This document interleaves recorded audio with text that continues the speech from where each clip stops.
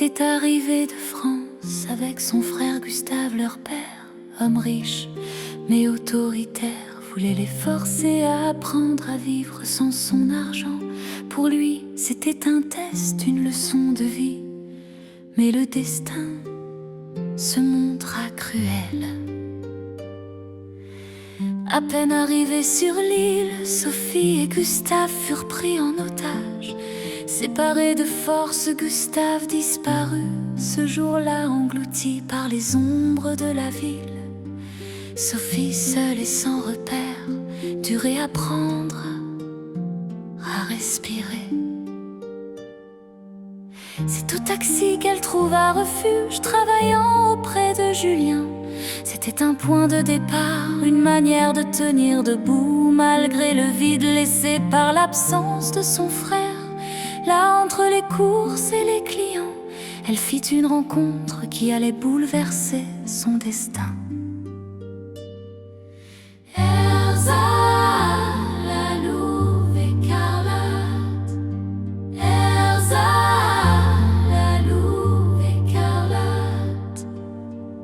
Scarlett, surnommée la Louve écarlate, venait d'une île où la souffrance forgeait des armes humaines. Enfant, elle fut façonnée par la rigueur et le sang. Là où d'autres jouaient, elle apprit à survivre. De 10 à 16 ans, elle vécut dans les rues, accomplissant contrats et missions sanglantes. Son nom inspira la crainte. À 17 ans, elle revint sur son île, auréolée de ses exploits. Mais la gloire ne put rien contre les épreuves. Elle perdit des proches, vit des alliances brisées, connut le poids du deuil. Aujourd'hui, Erza avançait autrement aux côtés de son compagnon Rasta, qu'elle espérait un jour épouser et avec qui elle rêvait d'avoir ou même d'adopter des enfants. Elle bâtissait son avenir, elle travaillait dur, mais son âme portait toujours la marque d'une guerrière. La rencontre, l'étincelle d'une amitié. Lorsque Sophie et Erza se croisèrent au taxi, ce fut d'abord une simple collaboration. Erza n'y resta que 2 ou 3 semaines avant de prendre son envol et de fonder sa propre entreprise. Mais dans ce court laps de temps, un lien invisible naquit. Sophie, blessée par la disparition de son frère, trouva dans Erza une présence solide, une force tranquille. Erza, quant à elle, reconnut en Sophie une flamme rare, la volonté de survivre malgré la douleur. Très vite, leur amitié devint plus qu'un simple échange de sourires. C'était une fraternité silencieuse.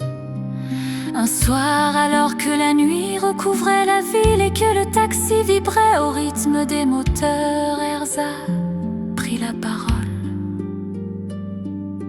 La promesse, sœur de meute, l'air était lourd, les néons grésillaient dans l'arrière-salle. Erza s'avança, posa son regard sur Sophie et parla d'une voix solennelle. Sophie, à partir d'aujourd'hui, je te donne ma vie. Tu es encore plus qu'une sœur pour moi, encore plus qu'une amie, mais je t'en supplie, toi aussi donne-moi la tienne. Alors, chose rare, Erza posa un genou à terre, un geste qu'elle n'avait jamais accordé à personne, pas même à ses parents. Regarde, Sophie, une Scarlett ne plie jamais les genoux. Et pourtant je le fais aujourd'hui devant toi. Ça prouve qu'il existe entre nous un lien unique, puissant, pas de l'amour, mais quelque chose d'encore plus fort. Une fraternité, un pacte indestructible. Sa voix se fit plus douce, presque tendre. Ne refuse pas mon aide. Si tu as besoin de quoi que ce soit, je serai là. Mon téléphone reste toujours allumé, ma radio dé aussi, peu importe ce que c'est. Parler de ton amour avec Trafalgar, de vos projets, de vos doutes. Je serai là pour t'écouter et te conseiller. Elle releva les yeux, la gravité pesant dans chacun de ses mots.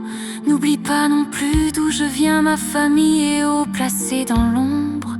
Depuis mon plus jeune âge, on nous a appris à espionner et à tuer. Nous sommes des assassins dans l'âme. Alors si jamais tu veux que je mette mes connaissances et mon savoir à ton service pour retrouver Gustave ou pour chercher d'autres personnes que tu aimes, dis-le-moi. Je tenterai tout si cela exige de traquer, de séquestrer, de cacher quelqu'un, de torturer ou même de tuer. Ce sont des choses qui coulent dans mes veines et je n'en aurai aucun regret. Si tu veux que je sois complice, tu n'as qu'à me le dire. Je ferai ce qu'il faut, fais ce que tu dois faire, et moi je ferai la démarche. Puis elle ajouta, plus grave encore. Tu peux peut-être avoir peur de ce que je vais te proposer, mais sache que je te surveille de loin comme de près, pas pour te contrôler, mais pour te protéger.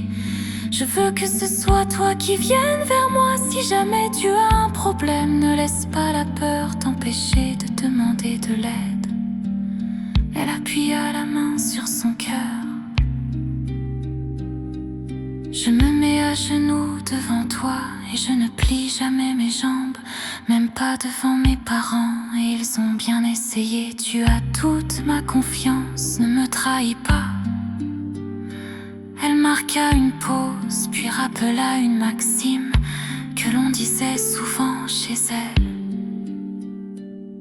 Chez nous, on a un dicton: les amis de mes amis sont mes ennemis.